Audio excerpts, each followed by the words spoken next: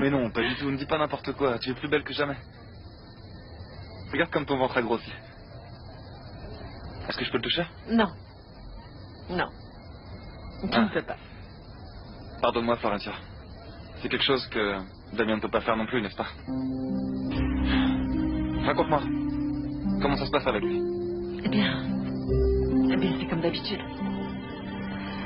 Et toi? Comment ça va avec Paloma? Paloma. Eh bien, je crois que c'est une histoire qui est vouée à l'échec. Elle est amoureuse d'un autre et moi j'ai gardé une autre femme ici. Gravée au fond de mon cœur. Alors, on a décidé que tous les deux, on sera juste amis. Je crois que c'est mieux comme ça, Enrique. Tu mérites mieux. Tu vas encore me dire que Paloma n'est pas faite pour moi juste parce que c'est la petite fille de la guérisseuse, c'est ça? Non. Non, ce n'est pas ça. Je fais référence au fait que tu mérites quelqu'un qui te verra comme tu es. Qui sera vraiment amoureuse de toi.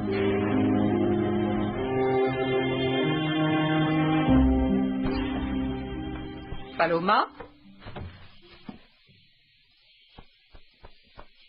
Elle n'est pas encore là?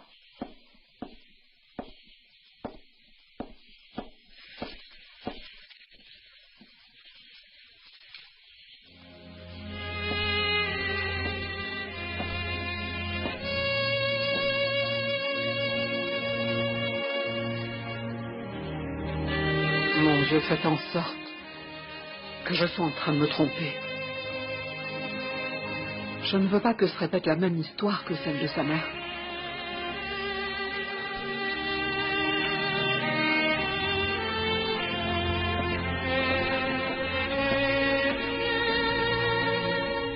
Ça fait plusieurs mois que ton père est décédé. Je n'ai pas eu l'occasion de te présenter mes condoléances. Florentia, je suis sincèrement désolé. Tu sais, tu m'as énormément manqué aux funérailles.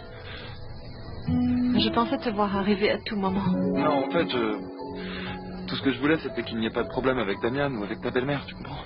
Peut-être que tu as bien fait de ne pas venir. Tu ne sais pas à quel point j'aurais aimé que tu me serres dans tes bras. Mais si c'est vraiment ce dont tu as besoin, je pourrais le faire tout de suite. Non. Je préfère pas. Je comprends, je sais que si les gens nous voient, ils pourraient mal interpréter les choses, non? Tu sais comment ils sont ici à l'ermita. Et comment va Sabrina? Eh ben, elle est à Guadalajara.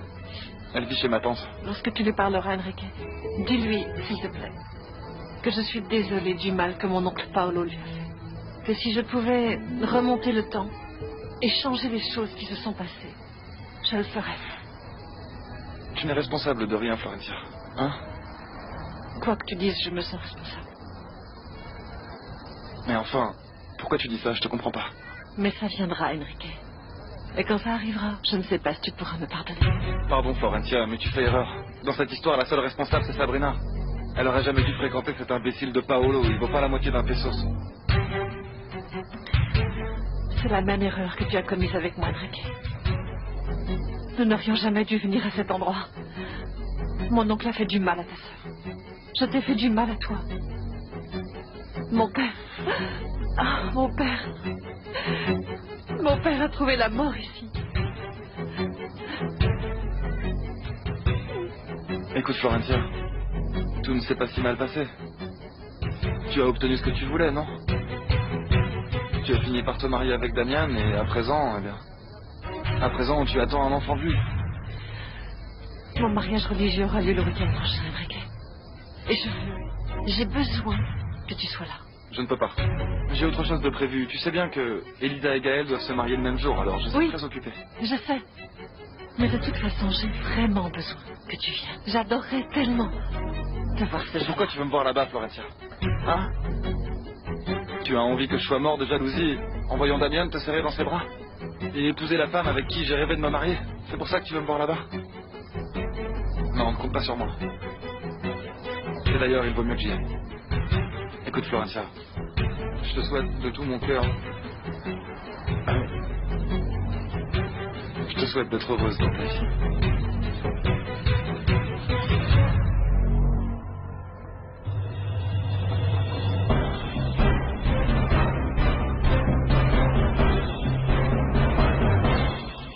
réfléchi et je vais inviter Gaël et sa petite amie à manger ici à l'Hacienda. Avant leur mariage, je crois que ce serait une belle attention de ma part, tu crois pas? Mais fais ce que tu veux, ma belle. De toute façon, je ne crois pas que la petite Elisa voudra venir dans mon hacienda. Et puis ton fils, je pense pas non plus d'ailleurs.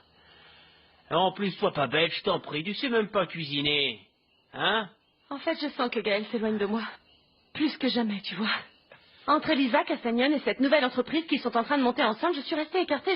Je ne fais pas partie de leur monde, rien. Et moi, ça ne me convient pas. Et maintenant quoi? Tu veux jouer à la belle-mère parfaite ou quoi? Il faut que je gagne la confiance d'Elisa. Finalement, eh bien, elle sera sa femme, son épouse. Je ne sais pas, peut-être que ce sera ça, la pièce parfaite qui m'aidera à gagner le cœur de Gaël. Parce que tout le terrain que j'avais gagné avec lui, je l'ai perdu. C'est normal, ça, ma belle. Le paysan est déçu de toi et tu ne l'écoutes même pas. Dis-moi juste combien de fois il t'a dit de vite me quitter, hein? Combien de fois il t'a dit d'aller vivre ailleurs? Et toi, t'en as rien à faire. Ce qui est sûr, c'est que toi, tu ne perds pas une occasion de me mettre la pression pour que je quitte cette hacienda Gabino. Il faut que tu comprennes que c'est normal que ce paysan ne te fasse pas confiance tant que tu seras à mes côtés. Eh bien oui, Hein? c'est vrai, je veux dire... La fois où j'ai senti Gaël vraiment proche de moi, c'était lorsqu'il pensait que je courais un danger parce que tu me frappais. Je me souviens, ce jour-là, il est venu ici en courant pour me protéger. Très courageux, tu t'en souviens? Ouais, je m'en souviens. Le potier m'avait frappé, tu t'en souviens pas? Attends, Gabino. Et si tu me frappais à nouveau? Je veux dire, eh bien, je crois que ça nous arrangerait tous les deux, non?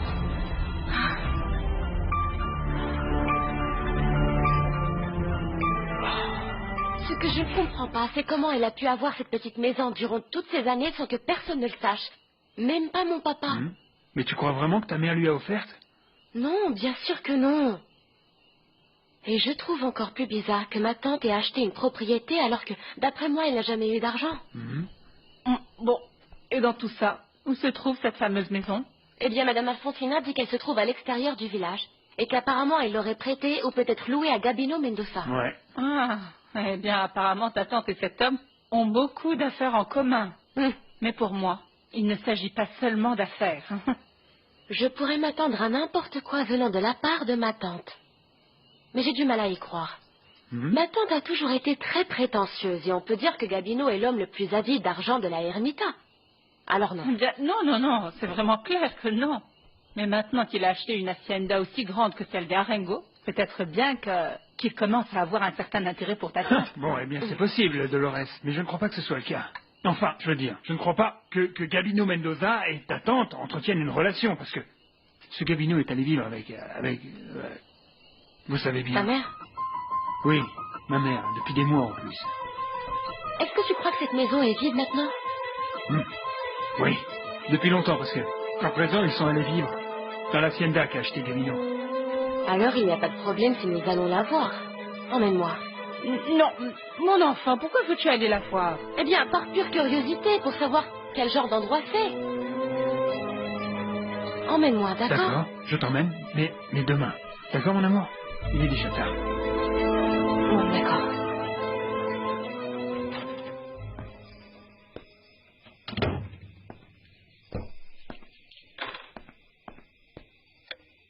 Bonsoir, Edmundo.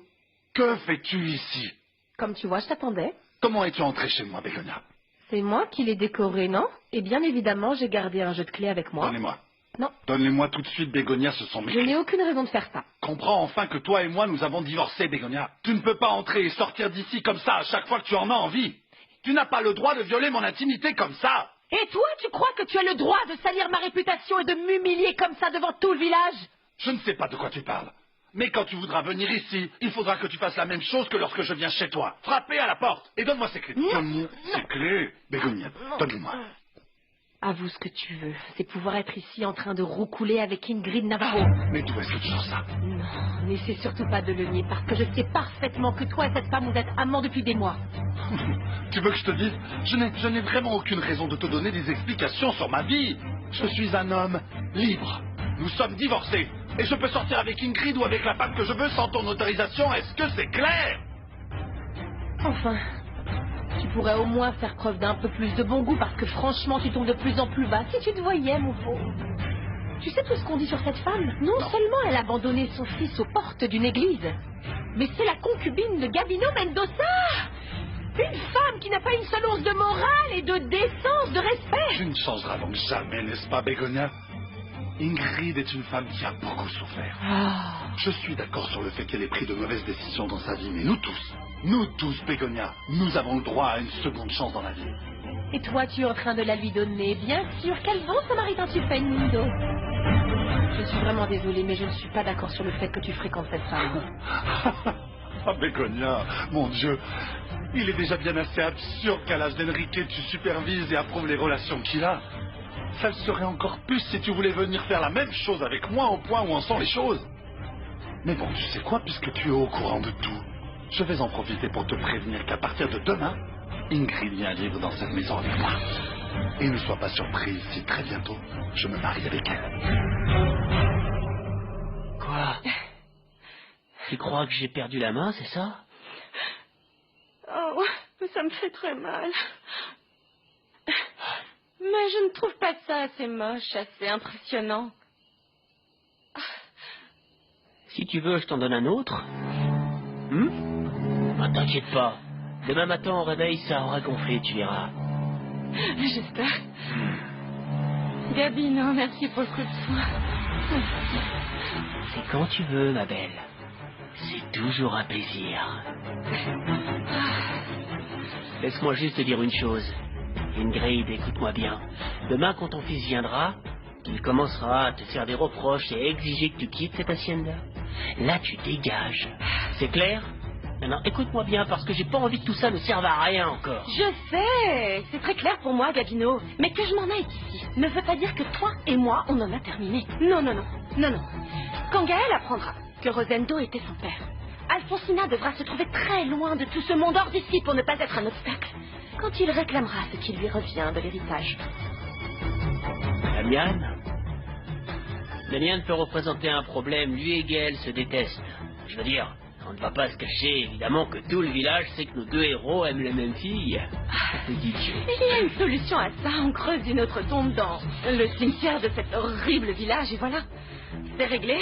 En plus, ce sera beaucoup mieux que ça. Gaël restera avec Elisa et avec toute la fortune des Arengo. Je ne sais pas ce que tu trames dans cette petite tête, ma belle, mais le marché que nous avons passé, c'est que je garde l'entreprise, et voilà. Le reste, je m'en fous. Oui, mais ça dépend de toi, Gabino. Il faut que tu te débarrasses de tous les obstacles sur le chemin. Si tu veux t'asseoir derrière le bureau de Rosendo, en tant que patron, que propriétaire, de tout, Gabino.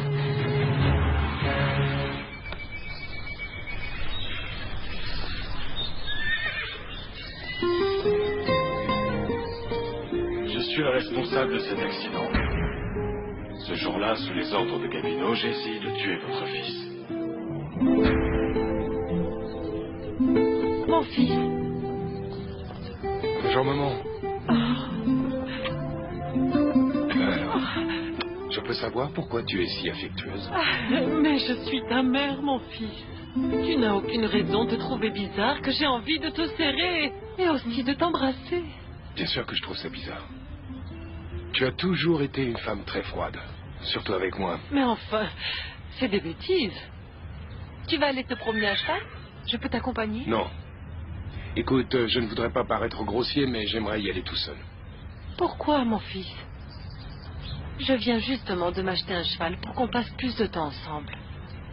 Allez, laisse-moi venir. Excuse-moi, maman, mais quand je suis à cheval dans la campagne, c'est un moment que je préfère ne partager avec personne. Bon, d'accord. Je ne vais pas insister.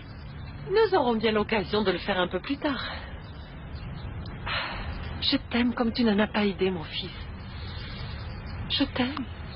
Je t'aime du plus profond de mon cœur. Je ne sais pas ce que je deviendrais si je te perdais. J'ai consacré ma vie entière à te protéger. Et je continuerai à le faire jusqu'à ma mort. Je préfère que tu le fasses pas. Tu ne trouves pas que tu as déjà fait suffisamment de mal? Tu sais très bien que ça n'a jamais été mon intention. Eh bien, grâce à toi, je suis l'homme le plus malheureux du monde. Tu as manipulé ma vie à tel point que tu as complètement détruit tout ce qui était important pour moi. Parfois, je désire presque que papa m'ait emmené avec lui quand j'étais enfant. Mon Dieu, ne dis surtout pas ça. Et que la maman d'Elisa aussi soit partie avec nous, tu comprends? Parce que peut-être qu'ainsi il n'y aurait eu aucun accident et nous serions ensemble aujourd'hui. Mais pourquoi ne parviens-tu pas à l'oublier? Et tu sais ce qui est le plus triste dans tout ça? C'est que je suis convaincu que Stéphania Bouvier aurait été une meilleure mère pour moi que tu ne l'as été.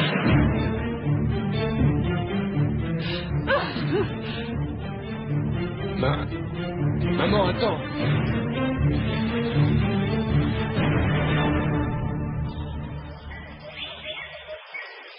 Hier, quand je suis rentrée, je t'ai trouvé endormie. Et je ne voulais surtout pas te réveiller. Merci, grand-mère. Je m'en vais au travail. Non, il est encore trop tôt. Viens, assieds-toi prendre le petit déjeuner avec moi, allez. Grand-mère, en fait, je ne peux pas. J'ai décidé avec le docteur d'arriver de bonne heure. Ne cherche donc pas d'excuses, Paloma. Pose ce sac ici et assieds-toi.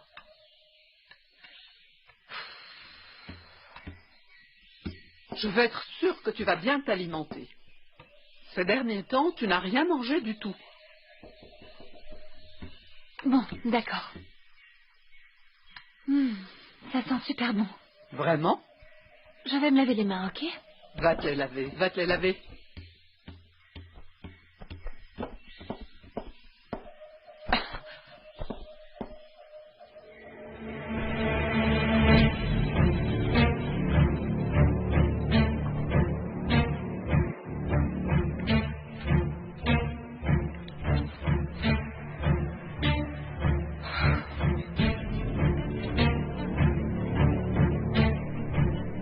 Je le savais. Mais j'espérais de tout cœur que je me trompais. L'histoire se répète. Et comme ta mère, tu seras une mère célibataire. Eh bien, ça m'est égal. Et ne t'inquiète pas.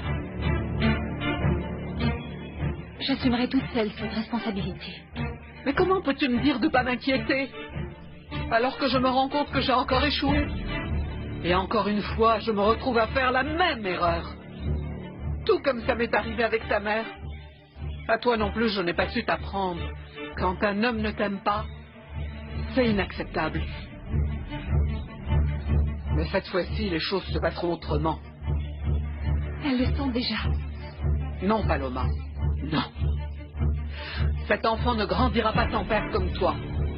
Je vais parler avec Gaël pour exiger de lui qu'il prenne en charge son enfant. Tu ne vas rien dire à Gaël. Écoute-moi bien. Tu dois comprendre qu'une femme ne peut pas être père et mère en même temps. Je te dis ça par expérience. Eh bien, tu verras. Moi, je le pourrais. Ce qui me fait le plus mal, c'est que tu sois tombé si bas pour tenter de te remettre avec Gaël, en sachant très bien qu'il est fiancé avec ta meilleure amie. Mais ça, Elisa aussi doit le savoir. Avant de commettre la bêtise d'unir sa vie à un homme qui, de toute évidence, n'a même pas su la respecter. Je t'interdis, grand-mère, d'aller parler à aucun des Je ne deux. peux rien m'interdire, ma petite. Je suis très vieille et très fatiguée. Mais il me reste encore des forces pour offrir un père à mon arrière-petit-enfant. Et crois-moi, je le ferai.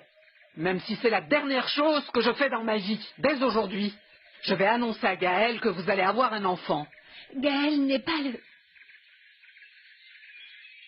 Ce n'est pas quoi? Ce n'est pas le père du bébé que j'attends, grand-mère. Qu'est-ce que tu dis? Gaël ne s'est pas remis avec moi alors qu'il était fiancé à Elisa, comme tu le penses. Grand-mère, tu sais bien que ça fait des mois que je ne vois plus du tout Gaël. Alors, de qui es-tu enceinte, Paloma?